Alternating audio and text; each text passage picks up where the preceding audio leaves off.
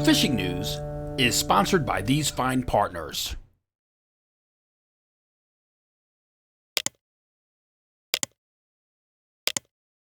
A striper bite on the Raritan Bay. Not only does it continue, it's just really getting started. Jim Hutchinson, New Jersey, Delaware Bay edition of the Fisherman magazine. I was able to get away from my desk for a little bit of time this week. Got out with Captain Jimmy Frieda, Shore Catch. He's running out of Lockwood Boat Works on the Raritan, one of many captains who's moved the boat up to the Raritan because this is the now epicenter of this amazing spring bite. Fishing the channels, along the flats, anywhere from Good to Gonzo, if you time it well. For a little bit of advice on some gear, what Jimmy and his son Tommy are taking on board for this fishery, I checked in with him back at Lockwood Boat Works for some advice. When we're fishing Raritan Bay in April and May, we're typically always bringing a variety of baits with us. Most of the things we bring are plugs and plastics, metal, some jigging spoons. We bring a variety of soft plastic baits from 6 to 9 inches with us. We also bring a variety of swimming plugs like SP minnows, other twitch baits. We also bring heavy duty rigged shads with us. And we have top water baits like spooks, something that walk the dog, that mimic bait fish on top. We also then fish metal lipped custom swimming plugs that dive down anywhere from a foot all the way down to 15 feet. We also then jig the Ben Parker spoons when we're marking fish at the bottom. And last but not least, we always have a circle hook rigged up to live line our stripers. And if no casting or bait works, we always go back to our Magic Mojos by Tony Maja products. Our Maja rods, and they'll produce pretty much all the time. And if you want to gear up for the Raritan Bay spring striper fishery, all the way through fluke and everything else throughout the year, make sure you stop at Julian's Bait and Tackle. It's right here on Route 36 as you're heading into Atlantic Highlands. This place has been, it is truly a historic location. Joe Julian started this tackle shop in the early 20th century, and it is still going strong. In fact, I'm here today because one of the things they did over the winter is they completely gutted the store, made it bigger, brighter, and of course, everything that you need for this striper bite right now is here. In fact, I was just kind of hunting around a little bit for some of the plugs. I'm over near the SP minnows. Plenty of SP minnows. I was just asking Steve, I was like, there's a couple of missing pegboards here. What is that? Bone. Everybody's looking for bone, but I'll tell you what, plenty of good colors on the SP minnows. And just like Jimmy and Tommy talked about, you've got those stick baits, the gliders, the shads, the tsunami shads, and pretty soon, as the water gets warmer and those stripers really start chasing bunker, expect that top water bite to begin in earnest as well. Probably a few weeks away from that. But as I said, this action is going to continue for another month and a half, 2 months at the least. These fish are just in here at this point in April. Usually this bite doesn't really materialize until third week in April, but we have talked about it for a few weeks. This bite got on early, and things are bonkers up here, especially bonkers up here since Bobby Reed's fish last week. You know, the fish that launched 1,000 ships? We were out in the middle of this week and it wasn't bedlam, but if you're getting out on the Raritan this weekend, expect to find a few friends along the way. Some folks asked me since last week, they said, you know, how come that guy, how could he bottom out a boga grip if he was sitting in his kayak? Well, I mentioned it last week, and here we got some other video. Very carefully is the answer. With a couple of friends holding his kayak so that he can get his balance and stand up with that boga grip. So that was an amazing fish. But those big fish are still here, and I would imagine we're going to get some more reports of some jumbos being released. Alyssa had a 36-pounder this week aboard Chuck Manny's Tie Man, so that action continues. The pluggers as well, coming in and stopping in and getting some of these SP minnows and working the Raritan stretch. Mike Velez let me know he's working the night shift just about 2 hours before high tide. Non-stop action on the metal lips is what Mike said. So that action is there. The creepers are getting into the action. A good buddy of mine said he had the most memorable fish of his life this past week. He has caught his number, quite a share of big stripers, but this one was like a teen class, a 20-pound fish. But the thing was, he was wading at the flats. It was just at sunset. Everything was beautiful, and right behind him, he heard a commotion. He looked back in the water, and it was like the hunt for Red October coming out of the water. He actually made a little pitch and just a couple of cranks and launched into that fish. It's just a phenomenal fishery, so make sure you take advantage of it. We moved from what was the epicenter of the striper bite in the Toms River in March, late March, April. Now it's here in the Raritan Bay. But it's not the only one, of course, because if you head down to the Delaware River, all the way up on the west side of New Jersey, we're getting plenty of big striper reports there, especially from the guys fishing from shore. Patrick Milligan, he let me know just the other day, caught and released a 42-incher. That was over the weekend. And lo and behold, just a little bit downriver a bit into the bay, John Ruggiero, he hit a 39-incher at Fortescue on Easter Sunday. Healthy release, according to the folks at Higbee's. So yeah, a lot of folks I know to the north of us and to the east of us, my friends in Long Island and New England are saying, hey, we're waiting for that migratory run to start. Folks, the migratory run is underway. We've got 3 big spawning estuaries that we always talk about. You hear it in management. Chesapeake, Delaware, Hudson. All those fish are there. They have migrated in, those big fat fish. Maybe some of them were sitting down in deep. I talked to Jimmy Frieda today. We were kind of kicking around the idea that some of these big fish from the Hudson are coming in from the east, that maybe they winter over offshore. But those pods of stripers that are spawning in the Chesapeake, in the Delaware, and in the pre-stage areas of the Raritan right now before the Hudson spawn, they're there.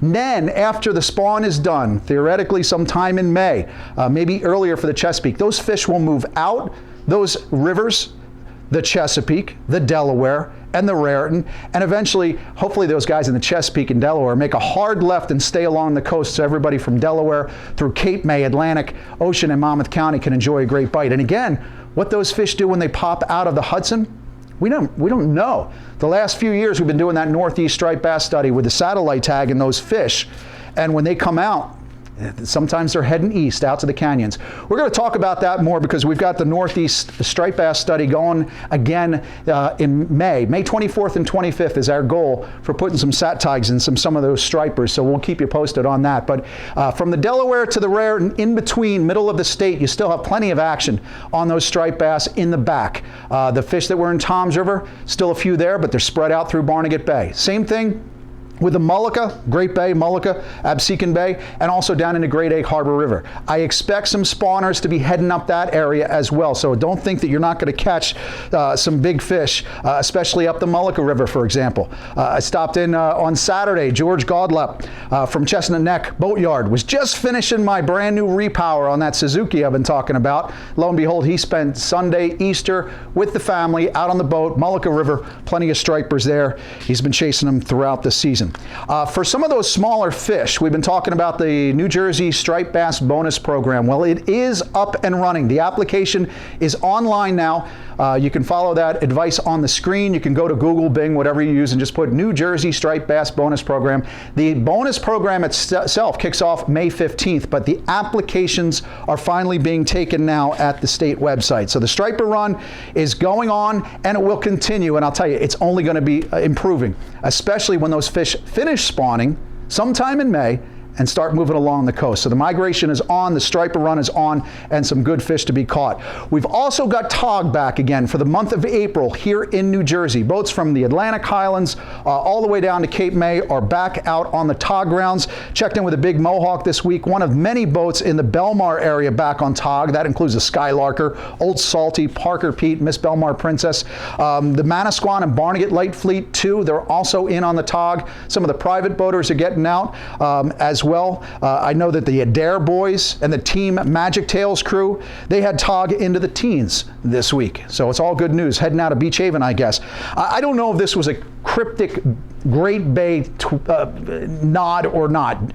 Gary Adair said this, boom, boom, blooms. Maybe that drum bite gets underway in Great Bay. Somebody let me know that they heard of a black drum in Great Bay. I haven't heard anything yet, but again, I think everything's just a little bit earlier than usual, so I wouldn't be surprised. I did call Bob Cope on Full Ahead Sport Fishing down in Cape May to see if he knew anything on the drum fishery, but he was pretty tight-lipped about it. Last year, second or third week in April, he started getting on some of those drum in Delaware Bay, but he's so busy at the cleaning station right now cutting tog for those trips offshore that he couldn't really tell me anything more. But if you are looking to get into some of that black drum action, that should be getting started. We're slowly but surely getting some clams, fresh clams back, live clams, still in the shell. I know the guys at Fisherman's headquarters had some this week. Hands to Bait and Tackle down in Cape May. So that's going to be a necessary bait if you're going out looking for drum. Hey, you guys have fresh clams here this week? Not as of yet. Not fresh clams yet. At least down on this end of Jersey. What Steve's saying is, I mean, it's hard getting clams. It's hard keeping the bone white SP minnows in stock, but it's also hard to keep those clams in. So make sure you call ahead to your tackle shop if you're looking for some of that bait. But these guys have everything else that you need. But again, I'm looking forward to that black drum bite starting in Delaware Bay and also in my home waters down in Great Bay. Also out of Cape May this week, I got to offer condolences to the friends and family of Captain Mike Bracco, the Cape Queen skipper, passed away the other day. Our prayers sent from all of us on behalf of the Fisherman magazine. Hey, New Jersey trout season officially kicks off this Saturday, April 10th. Young anglers like 6-year-old Charlotte Burnley here, already out there and enjoying that catch and release season. But as of Saturday, when she heads out with her father, Roger Burnley, she can take a couple home for the pan, which I know a lot of folks always look forward to. New Jersey stocking efforts were absolutely fantastic this year. We're getting some really incredible monster catches reported back to us. John Berrien, he hit a big breeder on the muskie last week, which of course it was catch and release, so that one's still swimming around out there now. So if you're going to get your license and gear up, this Saturday is the start. I will remind you this though. Folks have asked about the Shark River Surf Anglers and their kids contest at Spring Lake. Not happening this year due to the pandemic. State said no, but I do know that the state has stocked that body of water. So maybe you get out there on Saturday. For more on a freshwater update, let's check in with my friend George, the Pocono Outdoors Guy. Well, hey, thanks, Jim. You know, I took a ride this past weekend, opening day of trout, to go look around, see who was out fishing, maybe talk to some anglers, get a feel for what's happening, and nobody was out. I couldn't find a soul. I checked here in the local southern Poconos. I checked in the Lehigh River. I checked over by Mauchunk. I couldn't find a soul in the water. I don't know, maybe I had the wrong day, but certainly there was nobody out. But I had a few folks that did check in. Mark Kinsey, he checked in. He ditched trout altogether. He said he was going to take the kayak out on Mauchunk and go for some bass, and he did a really good job. Sent me this pic of a real nice 25-incher he got. He also got a couple 14-inchers, but he said it was a great day throwing crankbaits. Thanks for that check-in there, Mark. Good fish. Now, some guys did get out in some trout. They were up further north. Jay Batcha decided to get out on the creeks, and he got himself a nice golden as a first fish for the year. That's a true prize if you're going to go out. Some guys fish all season for them, and that was Jay's first one. Great job there, Jay. Eric Goodstall, he's our local trout guru. He did go out for a few of those stock browns on the fly rod. Now, he decided to take a few of these home for the fry pans since they were stocked, but he always lets those wild browns go, so that was real good work, Eric. So you can get those stock ones on the fly as well. Now, while I'm here, I do want to talk about our shad watch. You know, the shad with that cold front that went through last week, that had everybody messed up. You know, it just had the water temps dropped and those shad had lockjaw. But some good news is I talked to a couple of the guides. Rusty held over at Rusty Ball's tackle and guide service. He says, George, the shad are spotty. They've been spotty over the weekend. They're starting to pick up a little bit as this weather warms up. So we're going to look for some good things around the eastern area. And Tim Keebler checked in with that Finseeker Guide Service. He said the same thing. He says conditions are improving. He's out every day guiding and taking customers and getting into some fish now. So things are starting to improve. I think if the weather holds out, guys, we're in great shape. So get out and get on them. From Pennsylvania, I'm George, your Pocono Outdoors Guy. From time to time here doing this video forecast, do get some questions emailed to me at jhutchinson@thefisherman.com. Go over a couple of recent ones. This one's especially topical because we saw it up there around Lockwood Boat Works this week, and that's all the dead bunker. In fact, John Van Sickle, he sent pictures of another bunker kill on the Navesink from Red Bank to Rumson this week.